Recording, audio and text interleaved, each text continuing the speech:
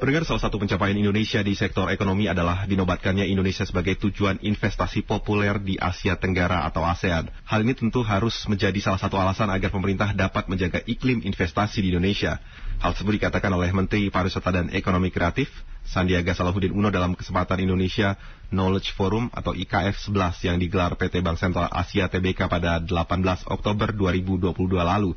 Sandiaga menyampaikan bahwa Indonesia menjadi salah satu negara dengan nilai ekonomi digital tertinggi di kawasan Asia, di mana kenaikan ekonomi digital Indonesia pada tahun 2021 mencapai 49%. Angka tersebut menjadikan Indonesia sebagai negara dengan tujuan investasi paling populer di Asia Tenggara, dengan total nilai investasi digital Indonesia menembus 300 triliun rupiah.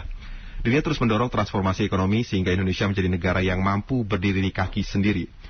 Sandiaga juga mengajak kepada anak muda untuk berani menjadi pengusaha serta menciptakan brand yang berkualitas dan menjadi juara supaya dapat menciptakan nilai tambah serta memanfaatkan era digital dan teknologi dalam membuka lapangan kerja seluas-luasnya. IKF 11 merupakan perhelatan tahunan yang digelar BCA dalam rangka mengajak semua pihak dalam memanfaatkan berbagai keunggulan komparatif dan peluang bisnis saat ini untuk mempertahankan momentum pertumbuhan sekaligus sebagai antisipasi terhadap tantangan ekonomi global yang sedang berlangsung.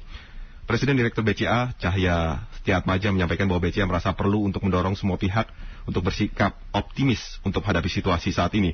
Optimisme tersebut dapat tumbuh apabila publik mendapatkan pemahaman yang komprehensif terkait berbagai tantangan yang dihadapi saat ini, termasuk peluang-peluang yang dapat dioptimalkan untuk mengukuhkan pertumbuhan positif.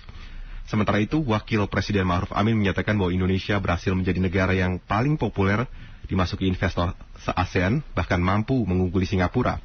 Kekuatan ekonomi, khususnya ekonomi digital di Indonesia, ternyata menjadi daya tarik para investor untuk menanamkan modalnya di Indonesia.